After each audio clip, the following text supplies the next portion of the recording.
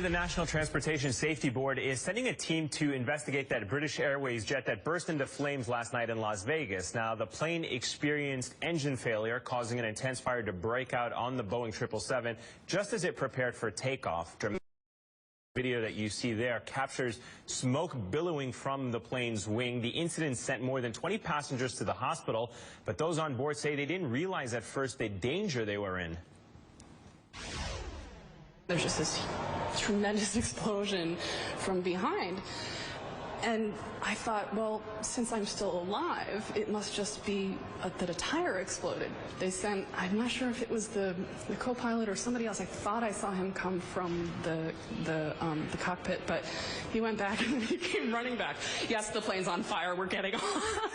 When I was standing at the top of that chute, and I can see the smoke and the flames and stuff, you're thinking engines, gasoline and stuff like that. You think if that could go up at any time, so it's just trying to get away as quick as possible. British Airways says the captain of the plane, credited with a textbook response, was a veteran pilot who had flown with the airline for 42 years. Deborah Hersman is president and CEO of the National Safety Council and the former chairman of the NTSB. She joins us live. Deborah, good to have you on again. Let's talk a little bit about some of the main factors that investigators are going to be looking at following what happened. Well, they're going to be on their way really to look at this engine to understand if this could happen elsewhere and if there are any recommendations that need to be made fleet-wide. As you mentioned, they're going to be looking at the equipment, at the engine, to understand what caused the failure, what initiated the event. But also they'll be looking at the crew's response, the immediate response of the captain, the cockpit crew, but also the evacuation procedures and protocols and how long it took to get people off the aircraft. Yeah, we're going to talk a little bit about the evacuation procedures, but what do you think likely happened just by looking at some of the video and the images that have emerged?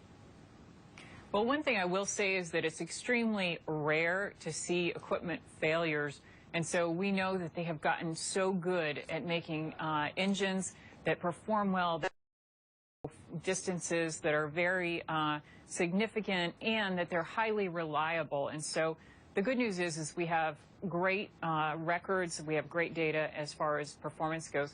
But when there is a failure, it's absolutely important to understand why, whether it's the miracle on the Hudson with ingestion of geese into the engines, or whether there's other things that are going on with respect to a contained or uncontained engine failure.